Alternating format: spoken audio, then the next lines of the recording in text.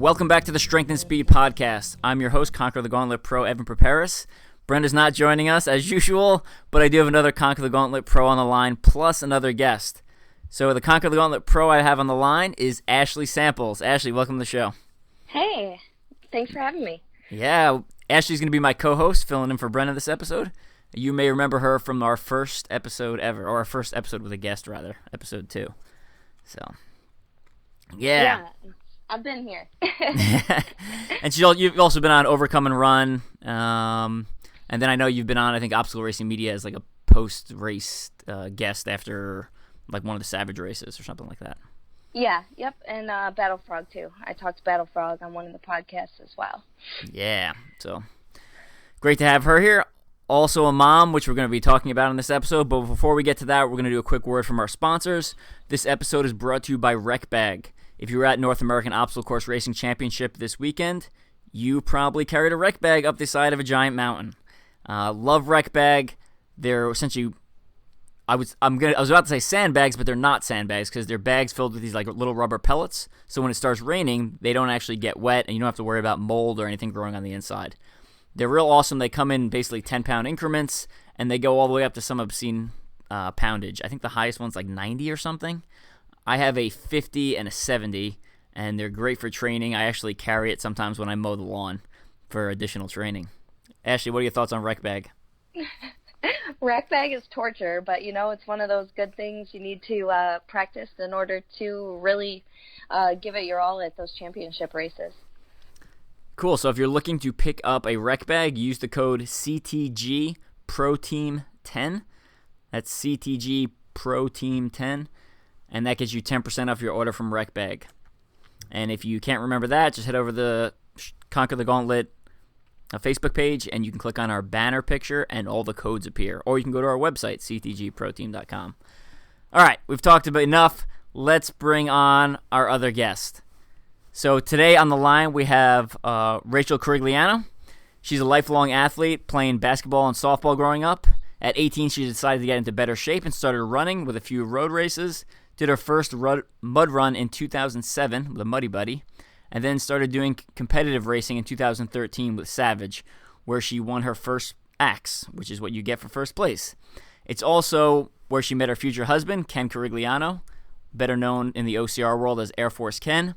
She's done a total of 19 Savage races, and this is absolutely ridiculous. I didn't realize you had won so many, and has 14 axes, which is like preposterous.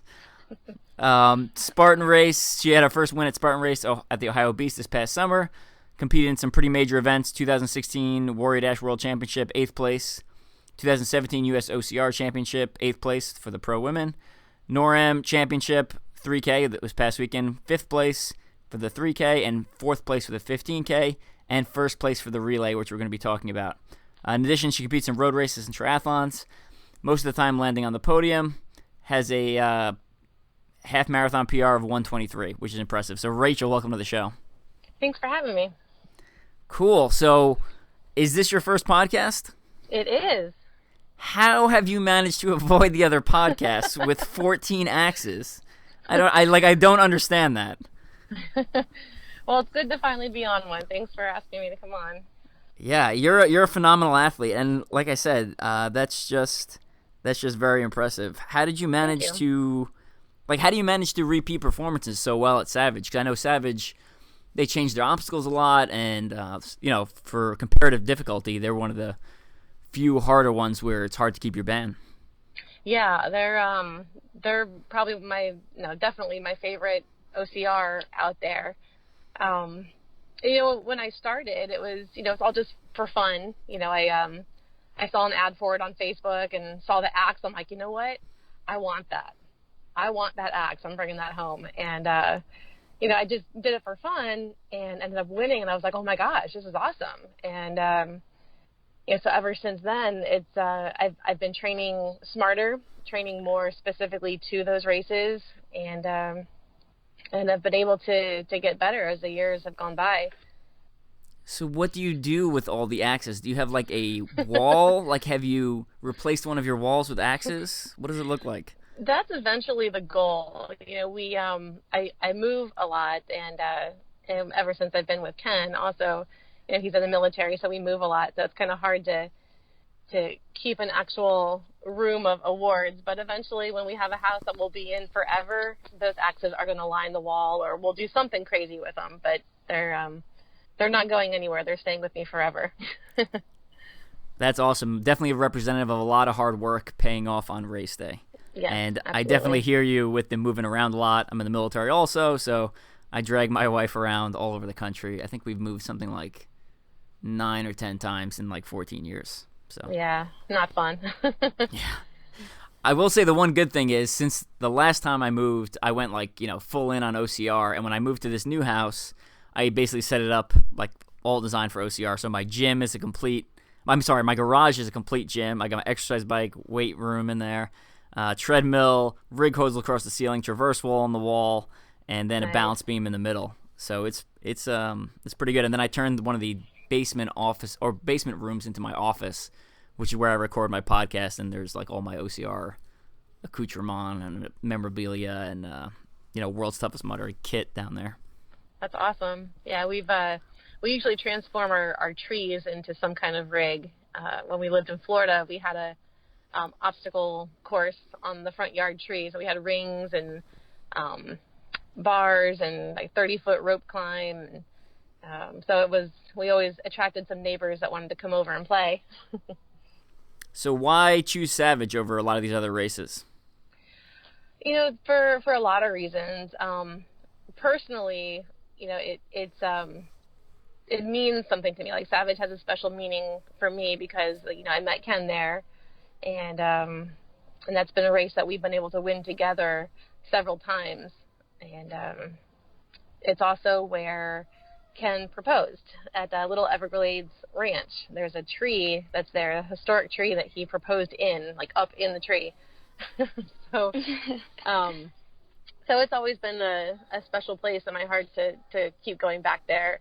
As for a race company, I love Savage Race. I love the owners, Sam and Lloyd and Bo. They're all awesome people, and they're a great company. They have a lot of integrity. I love that they keep everything new. Every year they're coming out with a new obstacle, and they're keeping things fresh and exciting. And their venues are great. The race distance is great. The obstacles are awesome. It's always a challenge. So yeah, I'll keep coming back as long as they're there. I think they do a really good job of making the races accessible. Yes. At least, from traveling from Florida, at least in the past, that the locations they have their races at are generally pretty reasonably priced to get to. Mm-hmm. And with both you and Ken racing, it doesn't hurt to get, the race prize money on top, to help offset the cost of traveling. Right. So when you can potentially win $2,000, it's a lot easier to invest in the travel, with hopes of getting some of that in return. You're right. Absolutely. Now, I want to ask a question about being married to another high-level athlete and what's it like being a new mom. But before we get to that, I gotta ask this question, and this one's for Ashley. We're on Skype right now, and Ashley's picture looks like some sort of model photo shoot with her with a soccer ball in a bedroom. Oh, no. I feel like I'm looking at like early pages of some sort of Playboy centerfold thing, but like you still have all your clothes on, but you are wearing shorts, and it's just a little unnerving as I'm talking here. So Ashley, can we explain what's going on here? Oh my gosh, I'm so embarrassed. I don't even have words to explain. So I tried to fix my Skype account before I got on with you guys, and it wouldn't let me rename my account. All my email addresses, my phone number, everything I tried to use to create a new account was attached to this account. So I have a super old picture, and I was like a total soccer freak, for lack of a better word. So yeah, it was like I guess you'd call it kind of like a photo shoot thing. And so yeah, the hair's done, the makeup. Yeah, I'm surprised you guys even recognize that as being me. I actually thought I'd friend requested the wrong person, which is why I asked for your email, just to be sure. Yeah, sorry about that. Apologies in advance. All right, now let's get to the question. So you're married to Ken Corigliano, another fantastic athlete. I mean, he has his own collection of axes. Do you know how many off the top of your head? 7. All right, so 21 axes in your household. What's it like being married to another high-level athlete, and then you're also a new mom? Like, how are you balancing that? And then, Ashley, feel free to chime in with your experience. Oh. Well, being with someone who's a high-performance athlete, I would have it no other way, because it's they understand me. You know, he understands me. He gets the passion for fitness and for racing, and you know, having 2 healthy people in the house, you know, you're going to have really good food, you know, that's going to nourish us for our workouts and our races. And he's a great coach. You know, he helps me with, you know, when we have speed work and what we call Mountain Mondays, where we do some heavier stuff and some stair climbs and hill runs. You know, he's a fantastic coach. So I think I've gotten better as an athlete because of him. And his expertise, and he's also a very good motivator. He knows how to push all the right buttons to get me to do what I need to do, and it's great to have his support, and it's also great to be out there to watch him too. I mean, I know a lot of the times I can't watch him because he goes off before me and he finishes long before I do because he's super fast. But you know, the times that you get to watch him, it's great, you know, that we get to cheer each other on and support each other in the races. Do you find that there's competition between the two of you? Like, I know you just stated your X count is like double his. Does that ever come up, like, as a discussion point? Or when you get another one, is he like, oh my gosh, now I have even more catching up to do? I think it's in his head, but I don't ever bring it up. You know, I don't rub it in. I may joke a little bit here and there. You know, be like, so how many X's do you have? How many do I have? You know, but it's never serious, because I don't want him to feel bad about it, because I know how I would feel. You know, if I wasn't up to his level of performance, I would feel bad. You know, I would feel like I have more to do, more to accomplish. But he's, you know, he has a very tough field of guys that he's competing against, and so it's hard, you know, and competing at that elite level, especially with the males. I think there's just so many top athletes out there. But yeah, the male numbers are way higher, you know, especially in the pro wave. Even especially when you consider keeping the bands versus not keeping the bands. Savage has big pro waves, but that doesn't necessarily mean all the people in the pro wave are finishing with the band. So the guys, I'll agree with you, they have it pretty rough because their completion rate is so high and the level of attendance is so high that he is working with a larger field than what you or I are working with when we race Savage. That doesn't obviously downplay our accomplishments in any way, but it does add an additional, you know, a challenge and opportunity for things to go wrong. Right. So since you're both, you know, high-level athletes and you have a child, what do you know, I know other people have children and they're trying to work in their workout schedules. How do you make that work? A lot of balance. You know, we're early morning people, so we're up way before the sun is, and take advantage of the time that Nico is sleeping, and we'll alternate days where one of us will stay home and do a workout at home, and the other person will go out and go to the gym or go out for a run. We have our bikes set up on trainers and in one of the rooms in the house, so we'll do that. But we also have a really great babysitter that stays with us a lot that can watch Nico if Ken and I want to go train together and, you know, go for a run together. But it's definitely a challenge to balance that out. You know, it's like there are times where I want to go to the gym, but I know it's Ken's day, and it's like, all right, well, I guess I'm riding the bike today. And we'll go do the gym another day. And so got to find the right balance.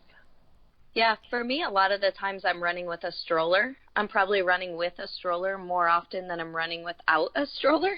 It's great training, right? Yeah, it's like that little extra, some people pull tires, we push strollers. So it's harder, definitely, but it also gives you such a feeling of being free when you get to like run or race without a stroller. We kind of have a similar, setup as Rachel and Ken. We do have like a home gym. I don't know any other way to put it. I hate working out like in the home gym. I just feel so confined. Yeah. Yep. So we do take turns, like you said, and we will. One of the places we work out is Orange Theory Fitness. So one of us will go to a class, and the other one stays home with Smith, but then takes Smith and meets the other person when they're done with their class to trade spots, and then just hand off the baby and continue on. So. That's one of the ways we make it work. And if I can train on my lunch break and stuff like that, like I did today, we have the state park right across the street from where we live. So Dustin and I can hit the trails every now and then for a quick trail run. I think both those are great. I love that, the two of you are making it work, regardless. Essentially, you prioritize what's important and you make it work based off of the situation. So right, exactly. That's cool. That's pretty cool. Do you find, so I know if I'm completely off from work and I have absolutely nothing to do, I actually find myself a little less efficient than if I have like chunks of hard block time where I have to be someplace or I have to squeeze a workout in someplace.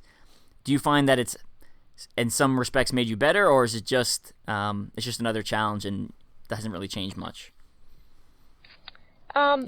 Well, it is a challenge for sure.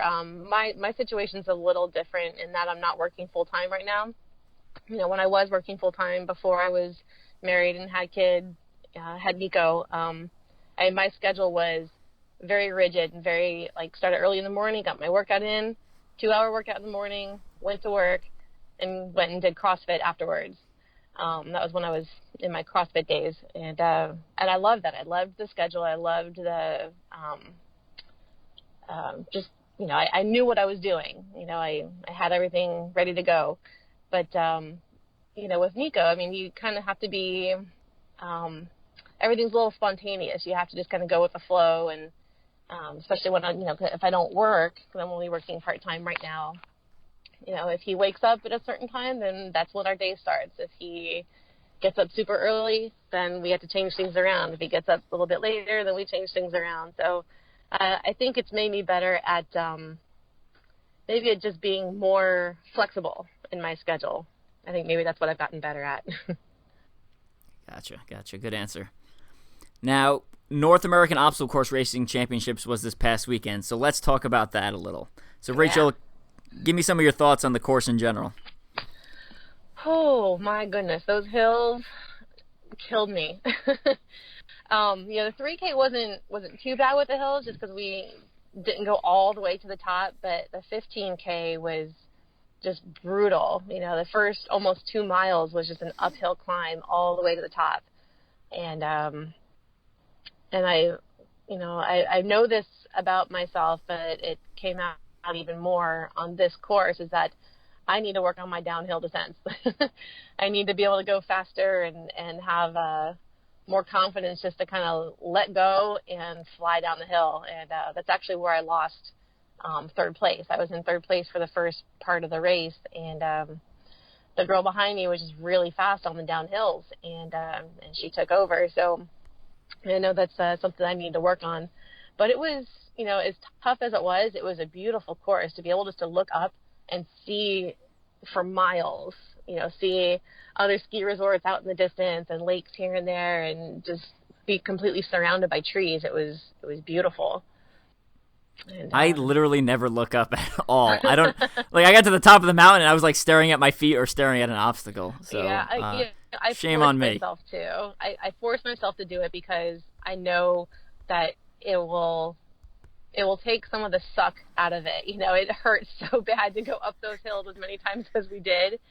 But just to be able to not stop, but look up at least and enjoy where I am and be grateful to just be there in those kind of surroundings, it makes it a little less painful.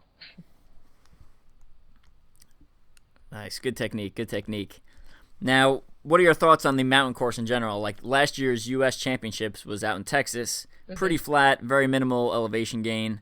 And then this year's was on a mountain course. I saw some people post online that they thought it was kind of dumb, or they didn't like it that you couldn't run a large portion of, especially the 15K, where you just started off and basically hiked up the mountain. Yeah. What are your thoughts on that? I actually liked this course better than last year's course, just because I found the Texas course to be, the terrain was really uneven, and it was even difficult to run that just because it was rocky, and I liked the challenge of the hills, and yeah, it was hard, and when you thought you were done and you turn a corner and there's another hill to climb and it just was unending, it hurt, and it was very hard. There were parts where I thought, this just isn't fun anymore. But I actually enjoyed it. I do wish they would have had more places where you could just run, because I feel like if you don't live in a place where you have those kinds of hills, it's very difficult to train for that. You can only do the incline on the treadmill so many times, or find a bridge to run, or, the side of a highway where they've got, the big hills on the side. You can only do that so many times. It's a lot different than living up in the mountains where you can train and really become a good athlete at that kind of stuff. So yeah, I would have liked to see a little bit more flat, but I enjoyed the challenge. Ashley, what are your thoughts? So I'm from Florida, for anybody who doesn't know. So I've been joking that for the past week I've run every mountain in Florida each morning, because there aren't any mountains in Florida. There's hardly any elevation change at all. I think my average run has 62 feet over the course of 10 miles. So that course I knew was not going to play to my assets, and I decided to sit out on the 15K, and I honestly, my heart wasn't in it, and I made that decision pretty much the morning of the race, because I was registered to run, and my heart wasn't in it. I knew it was not going to be something fun for me. And I've really taken the past 2 years to realize I'm in this sport for fun. So I did sit out, and I was really happy with my decision. I got to cheer people along, give advice at some of the rigs, and just take the opportunity to really watch, my competition perform. And it was a good change of pace. And did I have any regrets about not racing? Honestly, no. And everybody told me, Ashley, you would have been miserable.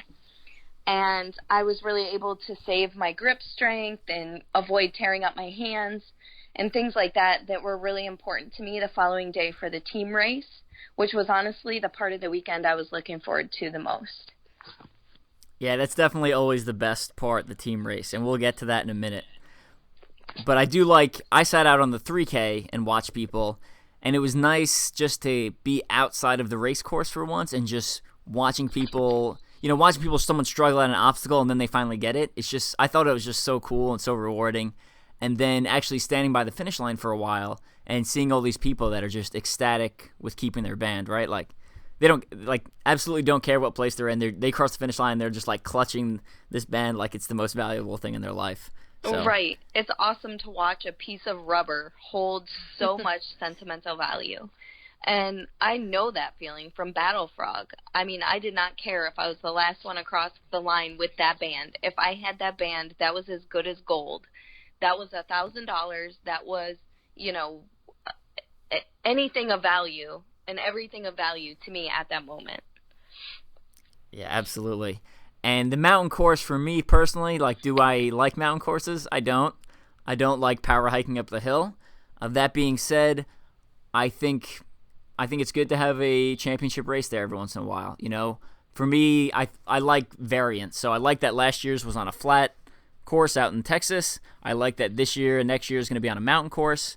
I think as long as it keeps changing and it keeps adapting, I think that's good for the sport. Because what I don't like to see is it turn into like, well, the winner of the championship is just the best mountain runner, period, right? Like, I think there needs to be that variance to test people on a lot of different angles, which is why Ryan Atkins and Lindsey Webster's performance repeatedly is always so impressive, because regardless of the obstacles, regardless if it's mandatory completion or not, regardless of the terrain, they seem to do well pretty much everywhere. They're phenomenal athletes. Yeah, and at all distances, too, which is even more impressive. Yeah, I was just going to say, it's just unreal what the two of them are capable of. And it's impressive every time. And it's so funny because if you see their race photos, I know one was posted in the OCR World Championship group today, but Lindsey has a smile on her face in every photo. It doesn't matter if she's, who knows what her heart rate is or what her, speed is. She just looks refreshed. Every time you see her in a race photo, it's amazing. I look like death, and I'm moving half her speed. And meanwhile, she's like modeling on every obstacle. Yeah, I think I purposefully skipped over some of my photos from this weekend. I'm like, you know what? I don't even want that in my collection. Let's just leave that out on the internet. I'll tag you in them later. Please don't. They'll end up on the Fugly OCR page. Exactly. All right, let's talk obstacle difficulty. What did you think? Good difficulty, bad, kind of just right? I thought they were good. I thought they were a little bit more challenging than last year. And I know why they do that. They like to have, the highest rate of completion that they can get, just because, people want to come back to those kinds of races that they know that they can do. It gets frustrating if they're so difficult that no one's completing it. People don't want to come back to that. The elites will always come back because it's the challenge, but, majority of the people that come out and do it for fun, they want to do well. They want to complete it. And so I thought this year the obstacles were challenging enough even for the elites, but still doable enough for just the average person. I even fell off sketch a couple times myself. That was a pretty challenging obstacle, but I thought they were fun. I thought that was a good variety. I liked all the rigs that they had.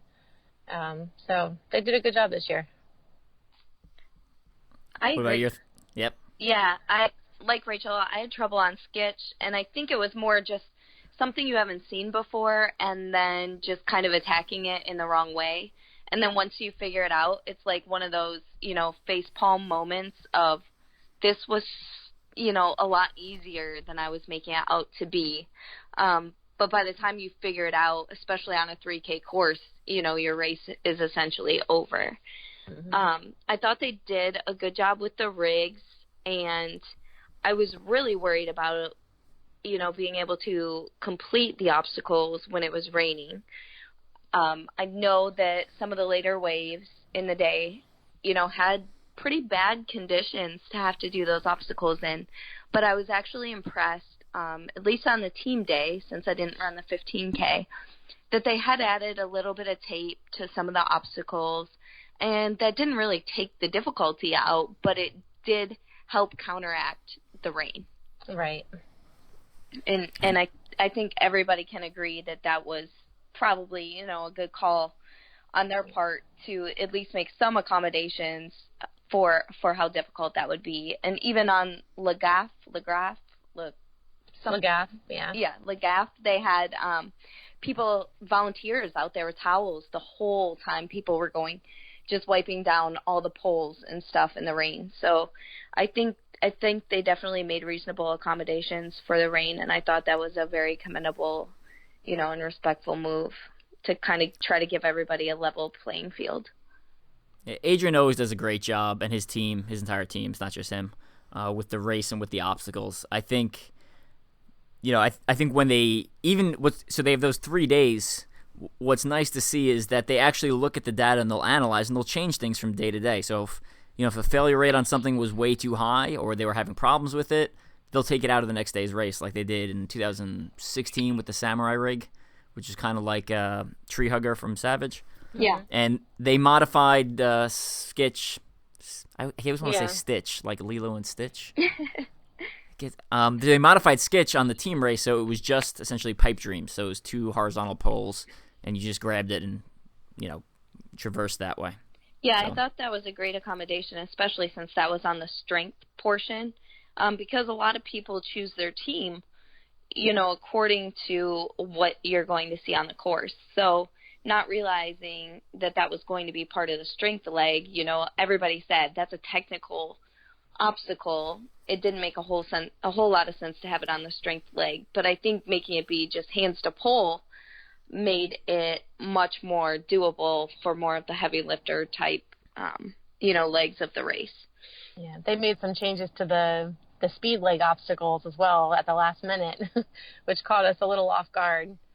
And we were standing on the start line, and he was going through the obstacle list, and all of us were looking at each other like, no, that's not what we're doing. What do you mean we're doing Dragon's Back in the rain? Are you crazy? Yeah, and that turned out to be a game changer for some teams. It did. A lot of people lost their bands that day, just because it's a mind game. I mean, you get up there, and there's this huge, opening that you have to jump across and hold on to this slippery, muddy pole, with a very high drop underneath it. If you should fall down the slope, it's intimidating. The first time I saw it in the 15K, it took me like a good 5 seconds to just get the nerve to go and do it. Like, okay, I've got to jump, there's someone else coming behind me. I've got to jump. And it was even more difficult during the team race because it was slippery, and I'm just thinking to myself, oh my gosh, if I fall, this is not going to be good. So I literally screamed and jumped and just like screamed like an animal just to get to this bar and hold on to it for dear life. It was such a good feeling to get through it. I'm like, oh my God, it was scary. Yeah, and obstacle difficulty, one person's too hard is going to be one person's too easy, versus it's going to be someone's just right? I always say when you ask someone about the obstacle difficulty, people's real answer is like, well, I want it to be just hard enough where I get through, but people who are worse than me can't get through. That's a good that's answer. What people's That's a good answer. You nailed it. That's what it ultimately comes down to. Like when you start, essentially bracketing in and narrowing in what their answer is, that's what they're saying. I want to be able to get across because it makes me feel good, but I want everyone worse than me not to get across. So, I move up. So, but yeah, I thought they did a great job. And looking back at some of the obstacles, one of the things I like is nothing was super technical, or at least in my mind, it wasn't super technical. But things were short enough where if you stopped and rested, if you had the muscular strength, you could recover and actually get across on multiple tries. Versus like, if you put it out all your effort on the first try and then it's just too technical for you to get across, like you physically lack the grip strength to hold on to something. I thought a lot of the holds were rings or bars or maybe fat monkey bars. So it, if you'd been training appropriately and prepared properly, I think you could get across, even if you messed up and had trouble and, took a minute or two to recompose yourself and then try again. Yeah, I thought that was good on Urban Sky that they had it broken into 3-part sections. Like, I liked that you had to redo the whole obstacle if you failed, but at the same point, you could get down and or rest between segments.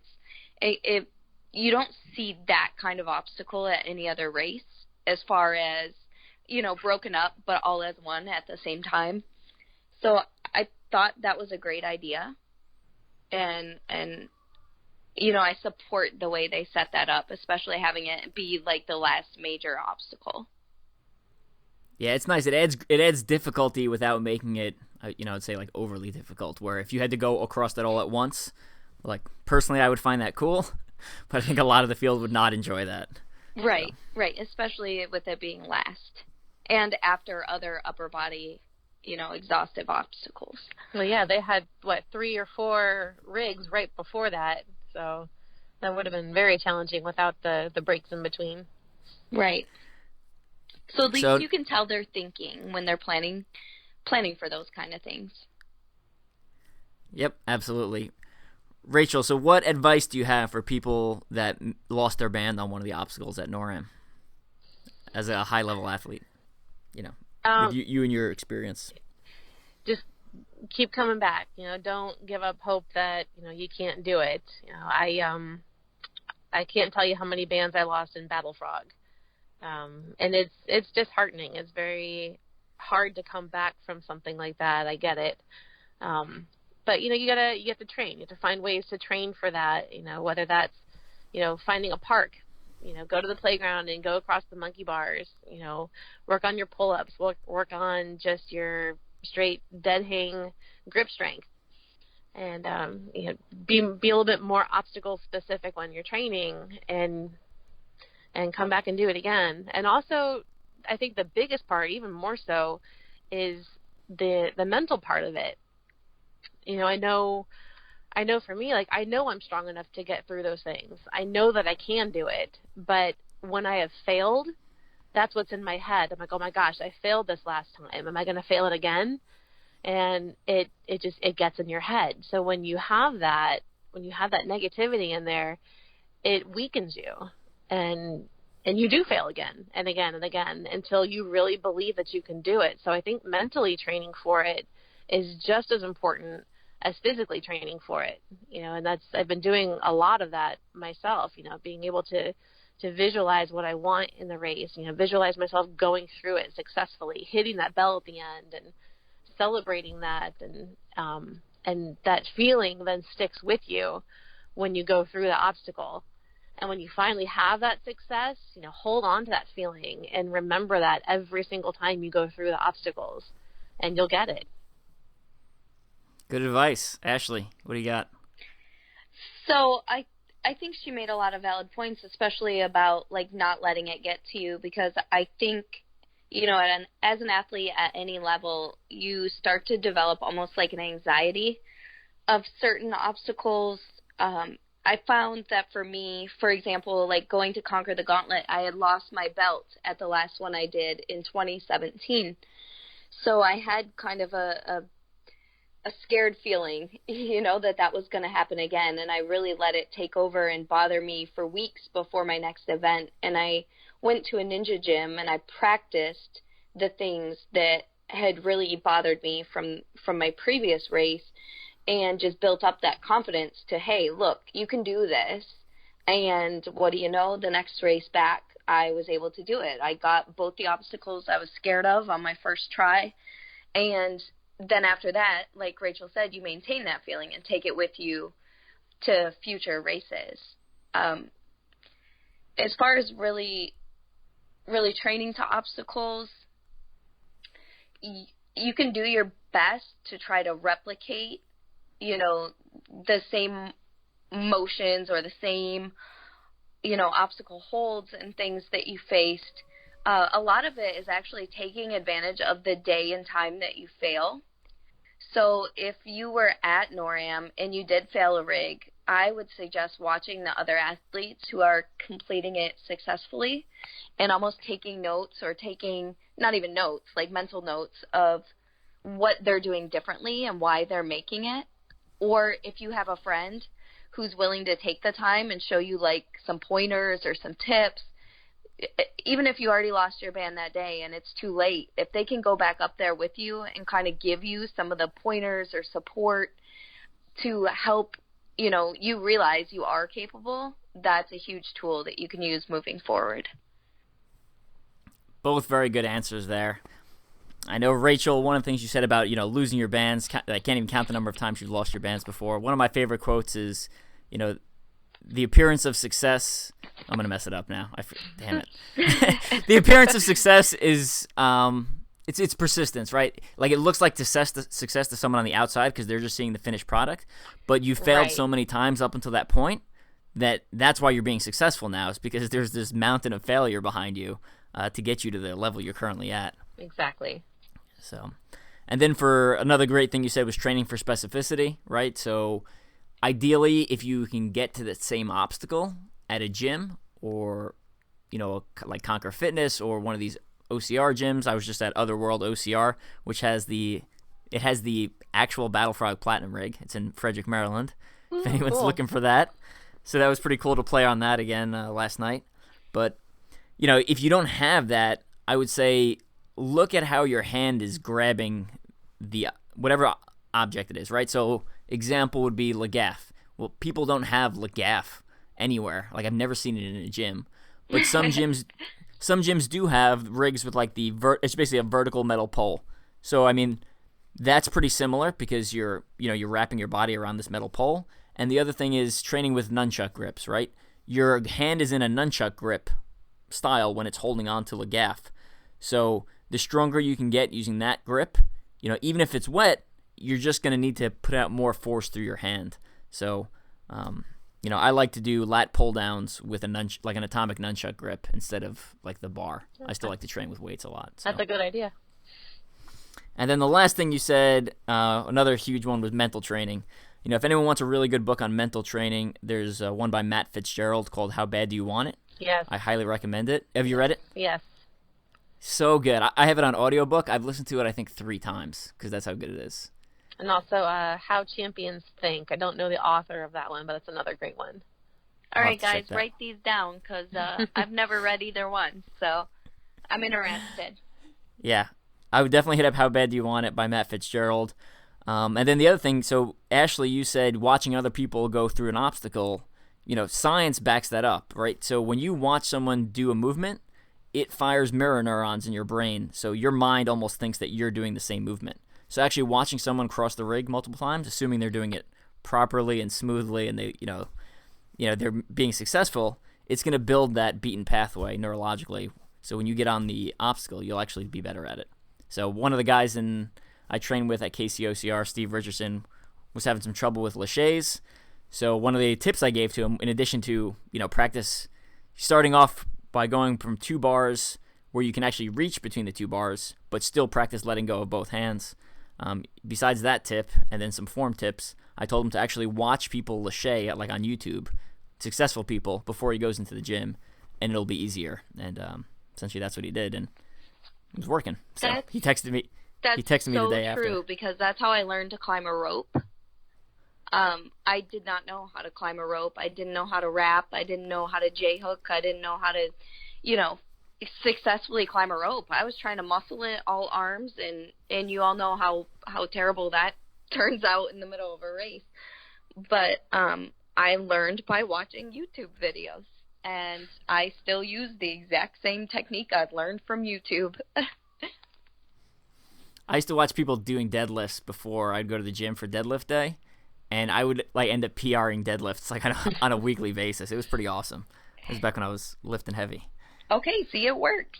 Yeah. See, yeah, like if you watch a guy like deadlift like 700 pounds, you're like, well, like surely I can do 350, you know? Of course, he weighs, you know, 3 times my weight and is like 8 feet tall, but that's okay. All right, Rachel, so let's go through a week in your life. Take us through a week of your training and kind of how it's laid out and structured. Yeah, sure. So we do something called Mountain Mondays. I mentioned a little earlier. We'll do it's kind of like it's how we would simulate hill running. You know, so we'll either find a hill somewhere. You know, we have a trail out here in Louisiana. We're about as flat as you guys are in Florida, but there's a mountain biking trail here that's got some nice hills, and we'll do carries, you know, with a sandbag or with weights. We'll go to one of the high schools and run the stadium, you know, run up and down the stairs. Tuesdays are kind of like a cross training day for me. It's my day to work out at home, so I'll do my workout on the bike. We'll do speed work. We do our Wednesday morning track workouts where we do speed work. And Ken usually has really great ideas for what's going to work best. You know, like if we have a race coming up, you know, that weekend or the following weekend, he'll build our workouts around that. You know, my Thursdays are at home again, and most of the time most of the days I do get to a gym. So I'll take Nico with me and drop him off at childcare, and I'll do some strength training because all the races we do have some kind of strength element to it, so I make sure that I keep my weight training going. And then on the weekends, we one of those days will be a nice long run, 12 miles or more. And that's pretty much it. Cool. Sounds like a good plan. And I actually passed over this question, which is kind of the reason we're all here. How did you do at the NORAM Pro Female Relay? Oh, our team kicked ass. I'm still on a high from that race. I'm so proud of our team. Ashley and Julie were incredible. So I think I did pretty good on the speed portion. I gave us a really good head start. I think by the time I got down and handed my band off to Julie, we had like a 5-minute lead over the second place team. So like the whole time I was trudging up that mountain, I was like, I've got to give them the best chance possible. I have to give us a good start, because it could start pouring down rain at any moment, and Ashley is going to need some, confidence that she's going to have plenty of time to get through these obstacles without stressing over the weather. And the whole time I'm thinking about this, like I've got to get us a good lead. So that's what pushed me up the mountain, and got through the few obstacles that we had and ran as fast as I possibly could. I thought my legs were going to fall off coming down the hills, and it wasn't raining too bad. Luckily, it was like drizzling a little bit. So, but it was just because it had rained all the day before and all that morning. It was nice and sloshy for us. So climbing was very slippery. I was a little worried about that coming down, like if it was going to be really slippery coming down, but it wasn't as bad as I thought it would be. And they did make some modifications on one of the obstacles they threw in there with the quarter pipe. So they put a rope on it to make it doable so we wouldn't all slip down the slope. But yeah, so passed it off to Julie, and I got to watch her do the 50-pound sandbag carry so far up the mountain that I couldn't even see her anymore. I think they doubled. Yeah, we went into the clouds. Yeah, they doubled the course from the 15K. I couldn't believe it. And the fact that she did it so well was incredible. And then right off onto the farmer's carry after that. I mean, I think I would have been on the ground if I was the one doing the strength portion. I'm glad we had Julie. She's really strong. When she came to me to join the team, I was like, as long as you don't think I'm the strength person, because that's definitely not my forte. But yeah. Julie just crushed it. I just remember just watching her run down to come to Le Goff, and she was just like hauling.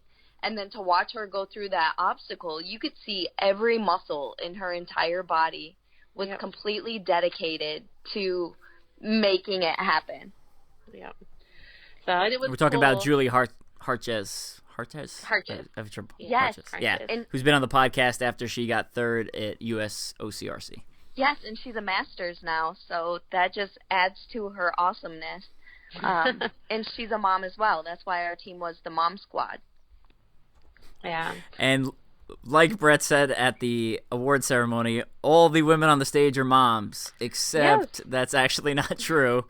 Because Lisa Nondorf is not a mom. Okay. Yeah. Well, you know what? The podium was either moms or masters athletes, and I think that's pretty freaking awesome.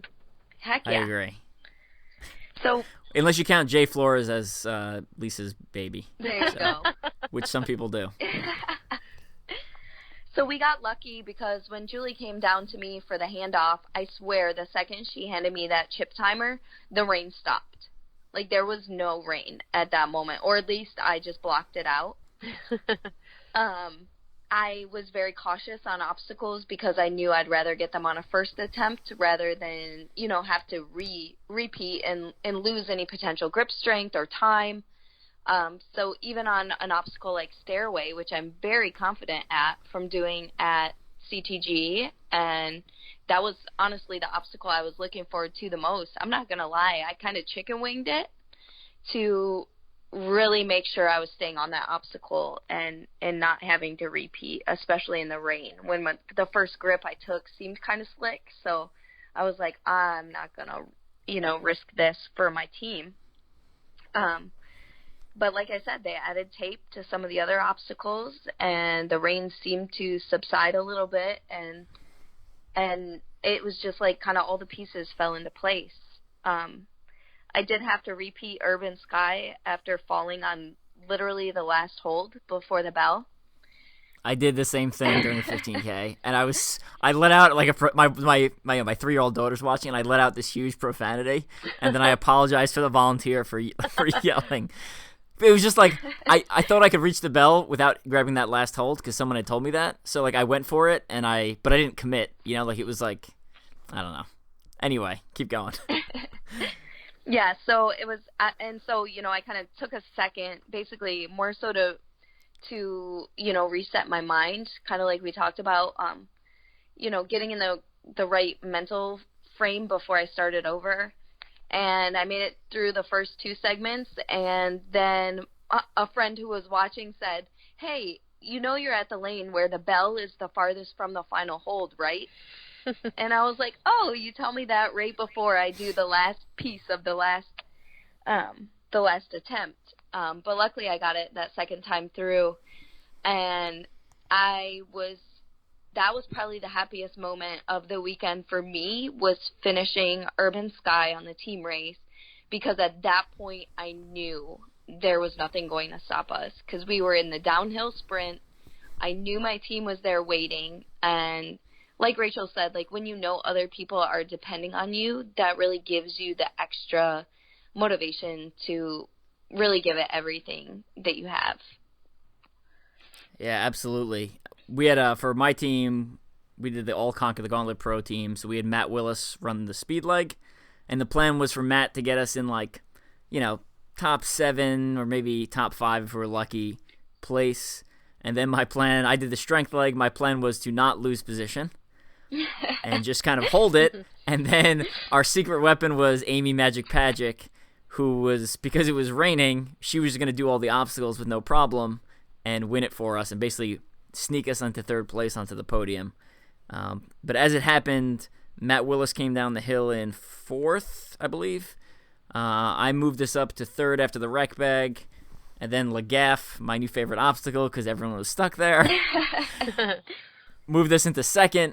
And then we finished, Amy Pagic had no problems as planned and finished 2nd overall, which was, like you said, I'm still definitely riding that high because, as an ultra distance athlete, I never thought I'd be on a pro overall podium of a OCR World or OCR North American Championship type event.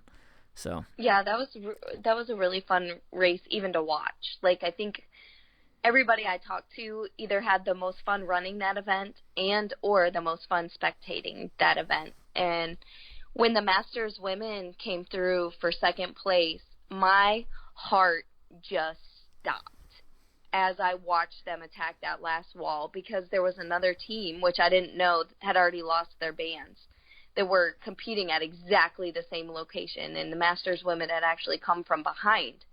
But they were all on that last wall, and my heart just stopped, just watching and waiting. And I mean, you don't get those feelings, too often watching other people compete. But that was just a really cool, overwhelming, excitement. Yeah, absolutely. I know. When I do well at a race, there's one level of excitement, but then when I do well and then my friends and or teammates do well, it's like a whole nother level. It just makes everything so much better. Yeah. So it was pretty cool knowing basically everyone on the podium for the different divisions, which is really cool. So yeah, definitely. So I'm looking forward to the team event in Tulsa. I wish Rachel and Ken were going. You're not, right? We're thinking about it. We're thinking about it. Well, you got to tell me this stuff ahead of time.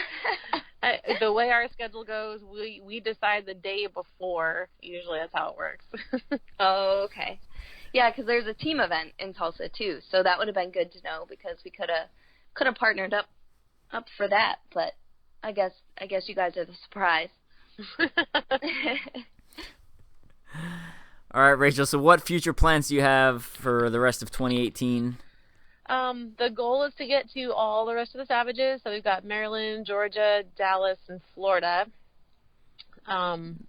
That's sure to make some other elite women happy. Okay, great. I'm not listening.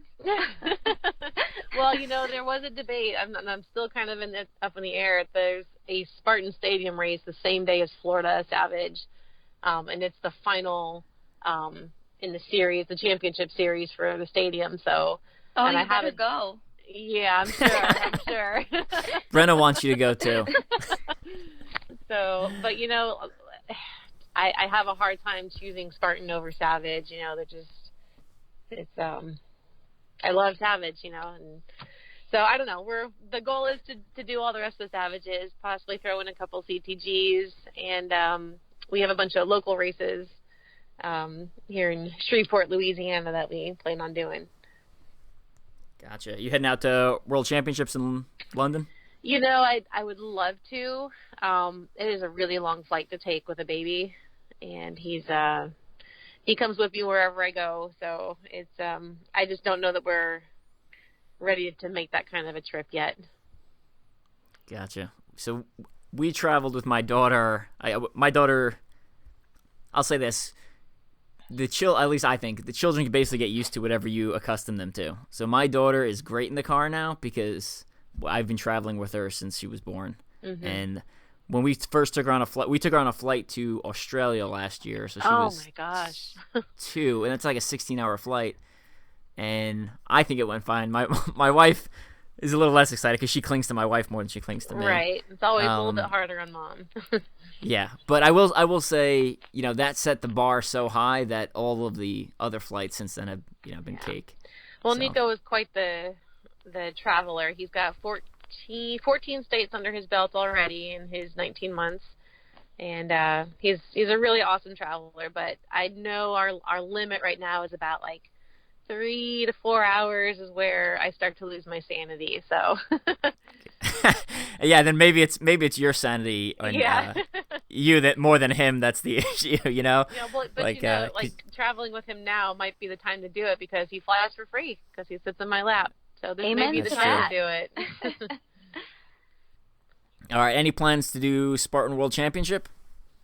No official plans, but it's always a possibility. Okay.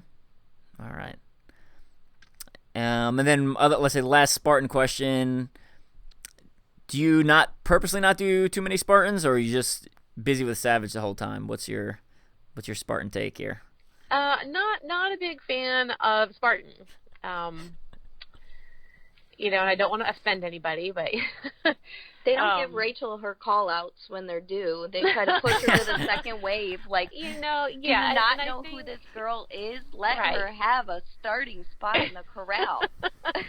Yeah, I think they pander to their own athletes, and they don't, they don't respect the other athletes that are out there.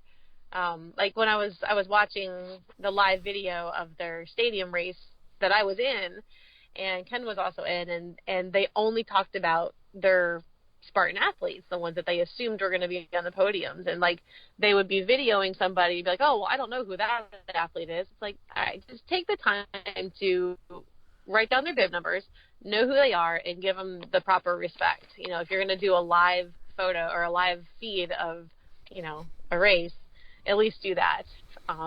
So as a company, I'm not the biggest Spartan fan, and I suck at the spear throw, and I hate burpees. So I prefer Savage over Spartan. Gotcha. I'm totally tracking. And someone basically asked me the same question last night when I was out at dinner, and I'm of a similar opinion.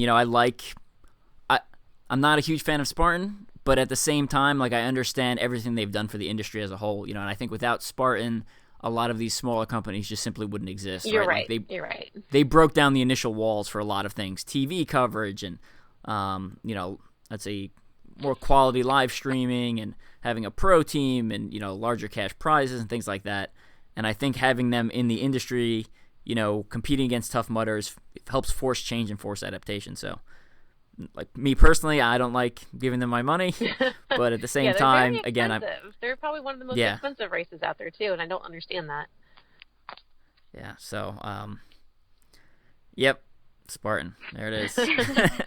It's funny you said that about the spear, Rachel, because I just call that the burpee obstacle. Because I've never once stuck a spear, and it's just something I refuse to train for.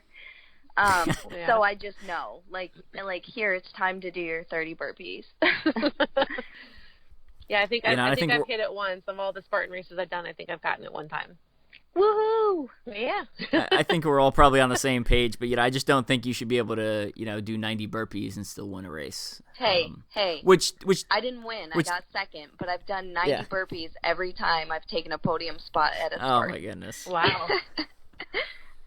Which is only twice. I don't know. What are you having problems on? What were you having problems on besides the spear throw? The day I ran, it was like super icy, so everything was icy. Nobody got the traverse wall, which is normally, super easy. Yeah. I think I also failed the rope climb, which was like frozen stiff. It was more like a fireman's pole. So coated with ice. These weren't in Florida. Yeah, exactly. So, those are the ones I can recall, and then of course the burpee obstacle. Yeah, I gotcha. Yeah.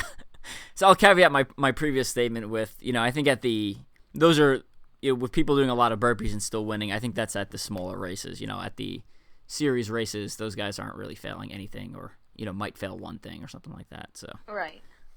I'll caveat that statement. All right, we're gonna let you go, but before we go, we're gonna have two more questions. Since we have 3 people on the podcast, let's start off with Rachel. Tell us one thing people would be surprised to know about you. Oh boy, or if you're at a loss for words, Ashley can jump in. I think I love anything that has to do with adrenaline. Maybe it's not much of a surprise, but I love skydiving. I love cliff jumping, and I wish I could do them more often. I love that kind of stuff that's just thrilling and exciting and death-defying. So if you want to go skydiving, hit me up. I'll go with you. Nice. All right, Ashley, you're up. I'm going to take a totally different route on this and say I love chocolate chip cookies. That is my weakness. So I'm really not a sweet tooth person, but if somebody offered me a chocolate chip cookie, there would be no way to say no. So I know people have these images of pro athletes, they just eat salads and protein shakes and whatever, but I'm just saying I personally am never going to turn down a chocolate chip cookie. I guess I shouldn't mention how many chocolate chip cookies and Oreos I had yesterday, huh? Oh, man. I'm just jealous now. All right, since we're sharing things that we love, I'm going to change my answer on the spot and go with a guilty pleasure of mine. One of my favorite movies is the Pitch Perfect trilogy. I just think it is phenomenal. If you've never seen Pitch Perfect, I don't know what you're doing with your life. Great movie. The first one's hysterical and has good music, and the third one is also hysterical and has good music. The second one's good too, but first and third I like a little bit better than the second one. All right, so. I'm writing this down too. So now I got books to read and movies to watch. Have you not seen Pitch Perfect? No. Oh my goodness. Why are you on the podcast? I'm banned for life. Rachel, have you seen it? No. Oh my goodness. Are you too serious? I'm so serious. Oh, this is terrible. This is terrible news. All right. You guys both have homework to do. Report back to me. Let me know how it goes. Sounds good. I think that about sums it up. Before we go, Rachel, any shout-outs you want to give to family, friends, sponsors, etc.? Yeah, absolutely. Shout-out to all my family for cheering me on during all these races, and, of course, my biggest supporter, Ken Corigliano, my husband, and my future champion, my little Nico. Awesome. Great family there and great stuff. Ashley, what do you got? Oh, man. I feel like the pressure is really on.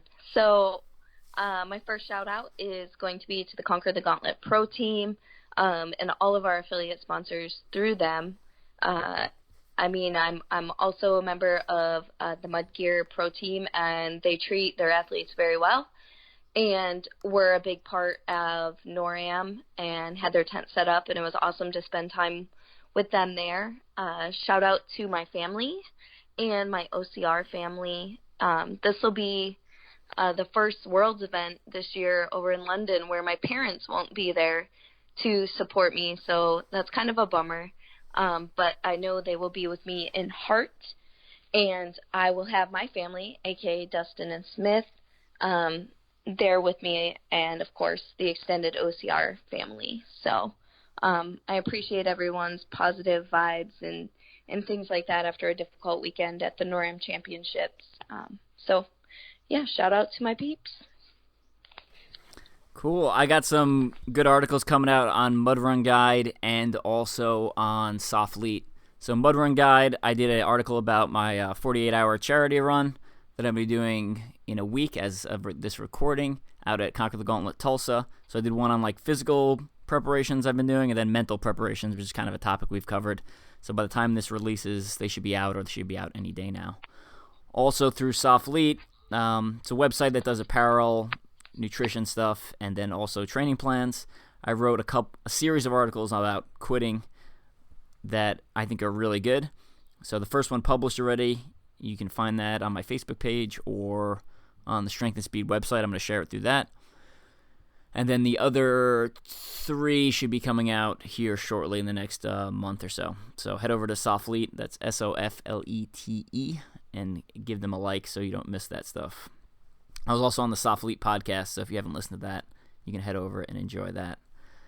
I think that about wraps it up. Rachel and Ashley, thanks for coming on. Yeah, thanks again for having me. I think Ashley, you'll be hearing from Ashley again on one of the other episodes if I ever contact the rest of the third guest and schedule it appropriately. But Rachel, anytime you have big news, give us a shout out and we will bring you back on. All right, definitely will. Thank you. All right, it's been great talking to you two. You too. Catch you later. Thanks, Evan.